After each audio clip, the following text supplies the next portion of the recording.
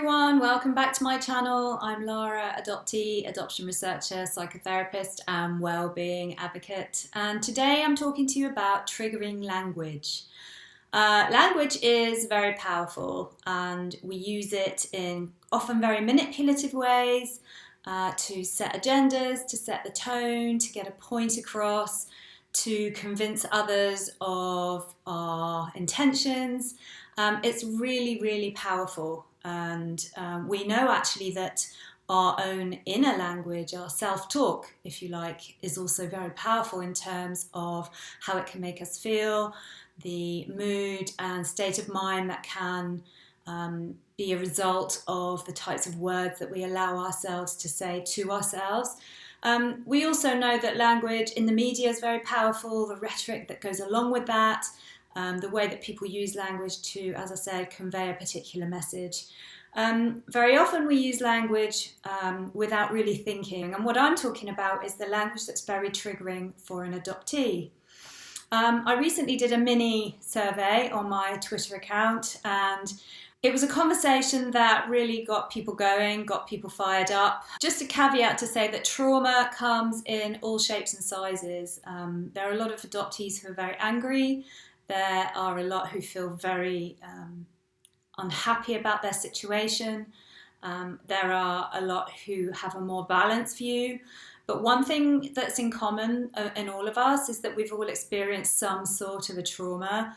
Now, trauma doesn't come in one size. It certainly isn't a one-size-fits-all kind of thing. And so the language that might be triggering to one might be more or less triggering to another person. But I'm just reporting back on my top 5 words to be very careful of, words and expressions to be very careful of using. And here they are. And I offer some insight and explanation around what these are. In at number 1, overwhelmingly, the expression forever family. So the expression forever family is really off balanced. It's probably coming from a place of love. It's coming from a place of that idea that you're trying to put across that you do have a family, we're your forever family. But what that doesn't do is allow for the adoptee's feelings around that. And the adoptee may not know what their feelings are around that, but it feels very influential and absolutely was the top no-go expression. I think what that's doing is trying to create a picture in the mind of the adoptee that we are it for you, and maybe there's no space for you to think about anybody else or anything else.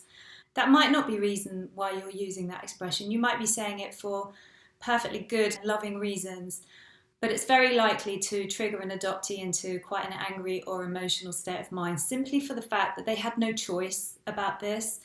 Let's remember that the adults in this situation are the ones with all the power and all the control, and then those infants grow into adults who very often feel unhappy or disgruntled or totally powerless about their situation. So by calling yourself the forever family is a reminder of that power imbalance.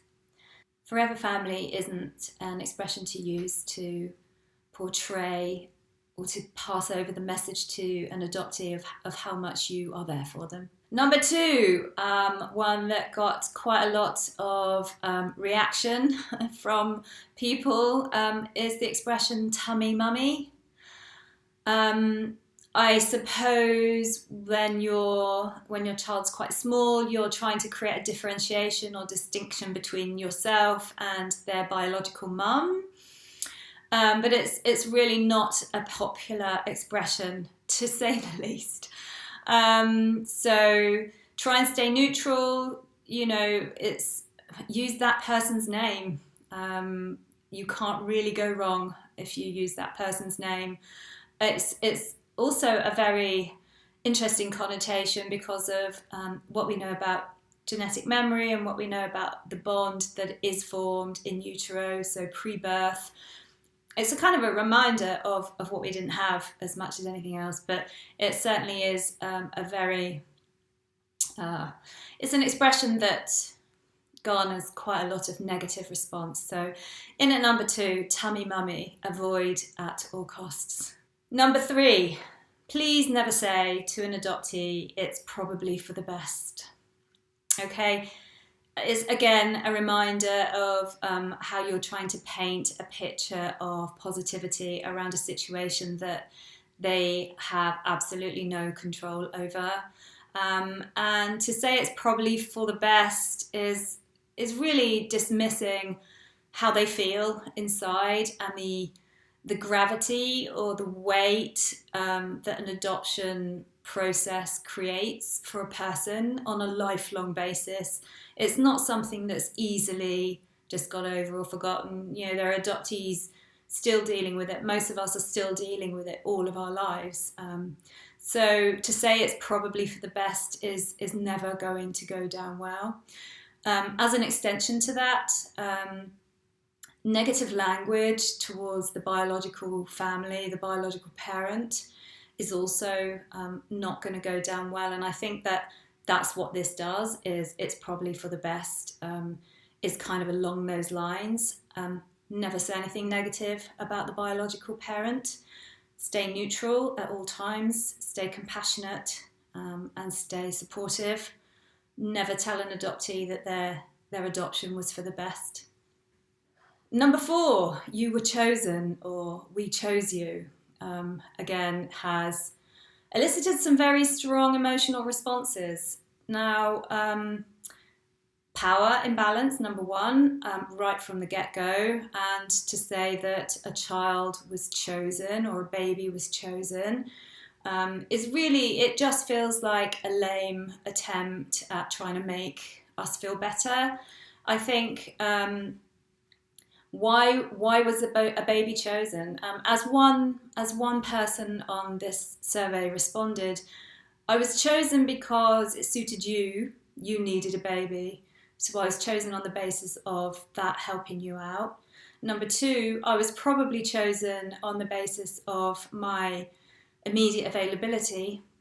And number 3, if neither of those 2 things were relevant, I was probably going to have been chosen on my cuteness at the time. And so none of those things really carry any weight. An adoptee doesn't want to feel that they were chosen because they were the answer to your problem or because they were cute to look at. Now, you might genuinely be saying from the place of the depth of your heart that you chose that baby because you wanted to love that baby and give it a good home. But don't forget that child's need also brought out something in you that you wanted to fulfill for yourself. So you've just got to always remember this whole mentalization that we talked about in the findings. That's not about them. This kind of language is about you. And so you've got to kind of just bear that in mind and be careful. And don't say to somebody that they were chosen, because it just feels, it feels weak. And I think that's the main problem to that kind of an expression. Number 5 is kind of similar to number 3 in the list. Number 5 is you're so lucky. No matter the love, the support, the wealth, the lifestyle, the stability, if all of those things are amazing, if the parents that adopt a child are the most amazing parents in the world, an adoptee will very likely not feel lucky. Now, that's not to say that they don't come to that conclusion themselves in their lives. They might decide they want to search, they might decide they want to have that long needed contact, they want to figure it out for themselves. That's the point. In my work with adults who were abused as younger children, sadly there's a lot of that, and very often within the family, the biological family, the adult still struggles to sever the ties with the parent. That's just how we're wired. So it's never going to help for you to be negative about the biological family. As I said previously, just stay neutral. Don't say anything negative about them. If you have to say anything at all, say it outside in your own friendship circles or in other circles, or preferably in therapy, because having an adopted child is absolutely going to bring issues up for you. And I'll come back to that in just a second. But never tell an adoptee that they were lucky to have been adopted. So we use language, as I said previously, in really powerful ways, and we use it to kind of coerce, maybe manipulate sometimes.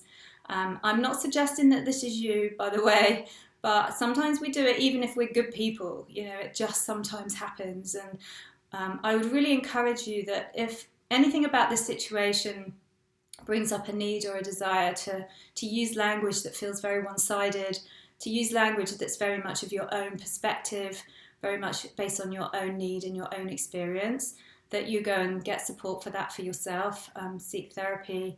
You know, when we looked at the research, there were plenty of things on that list that probably would require external intervention.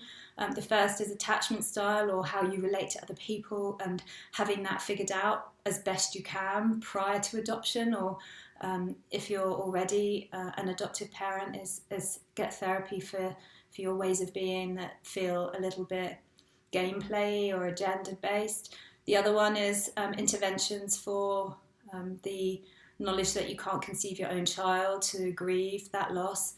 Language is another one. As I said previously, you know, language is so powerful. We can be very spiteful with our language, even if we're good people in the main. That's the point. So just be very vigilant around your language. What are the right expressions to use? Who knows, because it changes. Every person has their own triggers. Every person has their own experience. And so there's no one size fits all. I think this is a list of words to try and avoid, but at the very least, have these conversations. Ask us, how do we want to refer to the biological family? How do we want to refer to this family? Just because you think of that child as your child, your son, your daughter, doesn't necessarily mean that they feel the same way about that. And that's a sticking point for many, many adoptive families. Okay, so have those conversations as soon as you are able, and just think about your language. I think that self-awareness, emotional intelligence, as I always say, just being aware and being curious and having those conversations is the only way to make sure that you can really go easy around them. As I always say, I always talk about the 80-20 rule in terms of aiming for 80% of doing the best that you can, and sometimes you're going to slip up. But if you have it as a mindset, if you have it as a value system, then you're much more likely to succeed. I'm just going to follow on with a list of other words that kind of came up, and I'm not going to offer too much interpretation on those. Here's the list of words that many adopted people really shrink away from. Get over it. Move on. You need therapy. Be grateful. Be thankful. Relinquished. You're better off. I'm sorry for your bad experience. That's an interesting perspective in response to the pain that an adoptee experiences. The word adopted, when used as a one-time event, when adoptees are attempting to deal with their truth most of their lives and get over what pain that caused for them. Colourblind in the case of transracial adoptees. Grown in my heart. Love makes a family. Blood is thicker than water. Rehoming. Adoption order. We're so happy for you, to the adoptive parents.